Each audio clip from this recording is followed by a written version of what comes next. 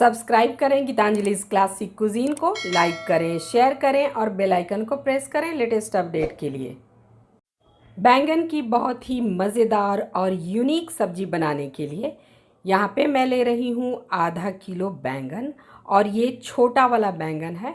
आप गोल बैंगन भी ले सकते हैं। पहले इसे अच्छे से धो लेना है, उसके बाद हमें बीच से चीरा लगाना है। देखिए इस तरह से। और डंठल को हम कट नहीं करेंगे, सिर्फ डंठल के ऊपर वाले पार्ट को थोड़ा सा कट कर लेंगे। देखिए इस तरह से। और चेक करके देख लें कि इसमें कीड़े वीड़े तो नहीं है या बैंगन ख़राब तो नहीं है। सारे में इसी तरह से हमें चीरा लगा लेंगे और इसे तैयार कर लेंगे। आपको एकदम ताज़े बैंगन लेना है और ख़रीदते समय हाथों से दबा कर देखें और हार्ड वाले बैंगन को ना लें, क्योंकि उसमें बहुत बीज होता है। सॉफ्ट बैंगन लें। देखिए इस तरह से तैयार करना है। और अब हमें तैयार करना है सूखे मसाले। तो इसके लिए मैं लगभग 30 ग्राम मूंगफली को ड्राई रोस्ट कर रही हूँ मीडियम फ्लेम पे, क्योंकि मूंगफली को रोस्ट करने में थोड़ा टाइम लगता है, तो इसे मैं पहले रोस्ट कर रही हूँ। थोड़ा कलर चेंज हो जाने के बाद हम इसमें सूखे हुए नारियल डालेंगे। नारियल के गोले को घिस करके इसमें डालें, और ये भी 30 ग्राम है। आप डेसिकेटेड कोकोनट भी ले सकते हैं। और थोड़ा कलर चेंज हो जाने के बाद हम 30 ग्राम इसमें सफ़ेद तिल डालेंगे और उसे भी फ्राई करेंगे। तो ध्यान रखें कि ये सारी चीज़ें जले ना। इस समय फ्लेम को एकदम लो कर दें या फिर बंद कर दें। पैन की गर्मी से ही तिल फ्राई हो जाएंगे। और अब फ्लेम को बंद कर देना है और ठंडा होने के बाद हमें इसे ग्राइंड करना है। तो ये बेसिक मसाले हैं इस सब्जी के। तिल, फल्ली और खोपरा, ये 3 चीज़ें आपको इसमें डालनी है। इसी पैन में 2 बड़े चम्मच धनिया हम रोस्ट करेंगे और 1 चम्मच जीरा, और ये थोड़ा सा मेथी दाना मैं यूज़ कर रही हूँ। ज़्यादा नहीं डालें, नहीं तो कड़वेपन पे आ जाते हैं। और 2 लाल मिर्च डालें। साथ ही हम इसमें डालेंगे 5 से 6 लौंग, 2 हरी इलायची डालना है और थोड़े से दालचीनी के टुकड़े। मीडियम फ्लेम पे हमें इसे रोस्ट करना है। आप चाहें तो यहाँ पे सौंफ भी डाल सकते हैं, उससे भी टेस्ट बहुत अच्छा आता है। तो मसालों में खुशबू आने लगे तो हम इसे बंद कर देंगे, और ठंडा होने के बाद हमें इसे ग्राइंड करना है। देखिए ये रोस्ट हो गए हैं, तो अब फ्लेम को बंद कर देंगे और इसे ठंडा होने के लिए छोड़ देंगे। और ठंडा होने के बाद सारे मसालों को हमें ग्राइंड करना है और एक पाउडर बनाकर तैयार करना है। देखिए इस तरह से। और ये जो पाउडर होता है इसे आप स्टोर करके भी रख सकते हैं। ज़्यादा दिन तक अगर स्टोर करके रखना है तो आपको इसमें 1 चम्मच नमक मिलाना पड़ेगा, ताकि देखिए इस तरह से आपको बनाकर तैयार करना है। और नमक मिलाने से ये ज़्यादा दिन तक स्टोर रहते हैं, ख़राब नहीं होते, मतलब इसकी सेल्फ लाइफ बढ़ जाती। इससे आप बहुत सारी सब्जियां बना सकते हैं, जैसे भिंडी, आलू वगैरह बना सकते हैं। और यहाँ देखिए मैंने इमली को सोख होने के लिए छोड़ा था। तो आपको कोशिश ये करनी चाहिए कि लाल वाली इमली का इस्तेमाल करें, काली इमली ना लें, क्योंकि उससे कलर ख़राब हो जाता है। इस तरह से मैश कर लेंगे हम और इसे छन्नी से छान लेंगे, और पल्प को हम रख लेंगे साइड में। इसका यूज़ हम इस रेसिपी में करेंगे। तो सारी तैयारी हो गई और अब हम सब्जी बनाएंगे। तो तेल डालें पैन में 2-3 बड़े चम्मच, और इसमें हमें बैंगन को फ्राई करना है। आप चाहें तो बैंगन को तल भी सकते हैं, पर मैं यहाँ शैलो फ्राई कर रही हूँ। इससे ऑयल कम लगते हैं और बैंगन अच्छे से पक भी जाते हैं। तो इसे इस तरह से उलट पुलट करके, और फ्लेम को लो टू मीडियम पे रखना है। इसे अच्छे से हमें पकाना है। देखिए इस तरह से शैलो फ्राई करना है, और इसे पलटते रहें बीच बीच में, ताकि चारों तरफ से अच्छे से ये फ्राई हो जाए। देखिए कलर चेंज होने के बाद नाइफ़ इंसर्ट करके देखें कि ये पके हैं कि नहीं। और पक जाने के बाद हम इसे प्लेट पे निकाल लेंगे सारे बैंगन को, और जो अभी पके नहीं हैं उसे थोड़ा और पका लें। और फ्लेम को रखना है लो टू मीडियम पे। सारे बैंगन को हम हटा लेंगे और इसे रखेंगे अब साइड में। तो बहुत ही टेस्टी सब्जी बनती है। जब आप इसे बनाएंगे ना तो आपको बहुत पसंद आएगा।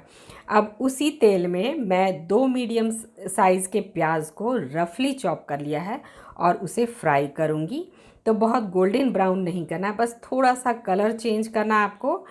उसके बाद देखिए इस तरह का। और ये 2 मीडियम साइज़ के टमाटर हैं, इसे भी रफली चॉप कर लिया है और इसे भी हम फ्राई करेंगे।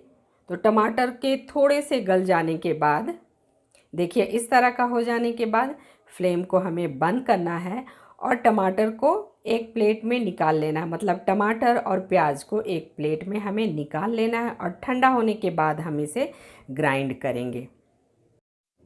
सूखे मसाले जो हमने तैयार किए थे, यानी तिल, फल्ली और खोपरे का जो हमने मसाला तैयार किया था, उसे भी हम इसमें डाल देंगे और साथ में ग्राइंड करेंगे ताकि एक स्मूथ पेस्ट बन जाए। तो हमें बहुत ज़्यादा नहीं डालना है, मैं 3 बड़े चम्मच डाल रही हूँ और बाकी मैं स्टोर करके रख लूँगी।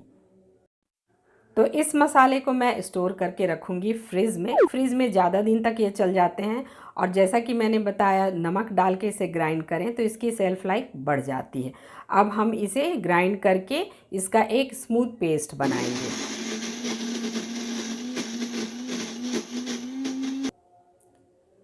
और देखिए इस तरह का हमें पेस्ट बनाना, बिल्कुल स्मूथ पेस्ट बनाना है आपको।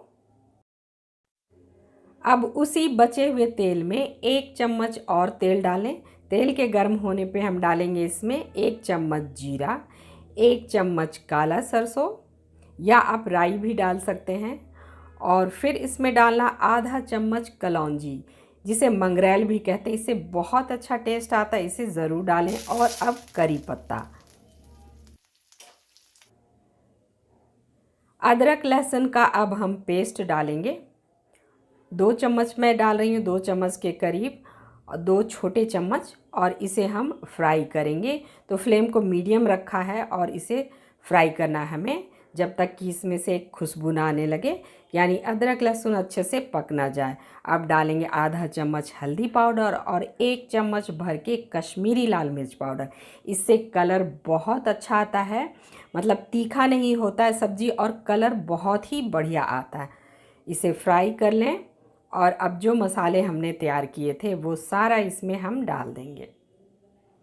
तो काफ़ी ग्रेवी गाढ़ी बनने वाली है इन मसालों से, और इसे बढ़िया से फ्राई करना है जब तक कि ये पैन को छोड़ने ना लगे या ऑयल सेपरेट ना होने लगे। तो बीच बीच में इसे चलाते रहें, फ्लेम को रखें मीडियम पे।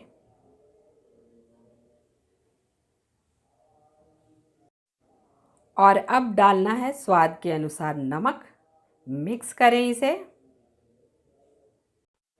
एक बार इस तरह से बना ली ना सब्जी तो आप बार बार बनाना चाहेंगे। देखिए ऑयल सेपरेट होने लगा है, पैन को छोड़ने लगा है, तो मसाले बढ़िया से फ्राई हो गए। मसालों को अच्छे से फ्राई करें जब तक इसमें से खुशबू ना आने लगे। और अब हम डालेंगे इमली वाला पल्प। बहुत ज़्यादा इमली का पल्प ना डालें, नहीं तो सब्ज़ी खट्टी हो जाएगी, क्योंकि हमने इसमें टमाटर भी ऐड किया है। और अब डालना है पानी। तो मैं यहाँ पे 1.5 बॉल पानी डाल रही हूँ। देखिए मैं दिखाती हूँ ग्रेवी किस तरह की होनी चाहिए। तो देखिए इस तरह की ग्रेवी होनी चाहिए। तो जितनी ज़रूरत हो उतना पानी डालें। मिक्स कर लेंगे हम इसे और कवर करके ना बॉयल आने तक इसे हम पकाएंगे, जब तक कि इसमें एक उबाला ना आ जाए। और देखिए ग्रेवी में उबाल आने लगा है, तो सारे बैंगन को सावधानी से हम एक एक करके डालेंगे ताकि बैंगन टूटे ना।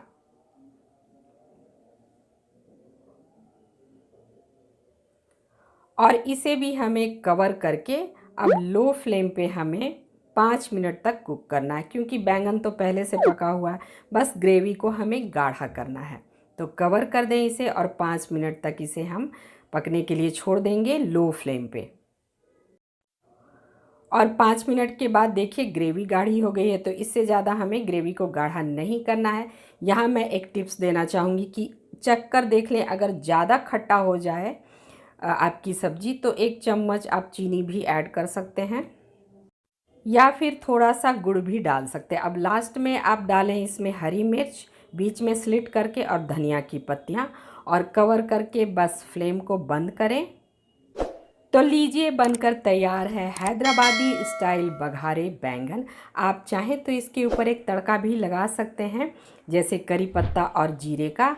इससे इसका टेस्ट और बढ़ जाता है, पर मैं इसे ऐसे ही सर्व कर रही हूँ। तो आपको ये रेसिपी कैसी लगी कमेंट करके हमें ज़रूर बताइएगा, और इस तरह की और भी मज़ेदार रेसिपी देखने के लिए सब्सक्राइब करें गीतांजलि's क्लासिक कुजीन को, लाइक करें, शेयर करें और बेल आइकन को प्रेस करें लेटेस्ट अपडेट के लिए। So thanks for watching and bye bye.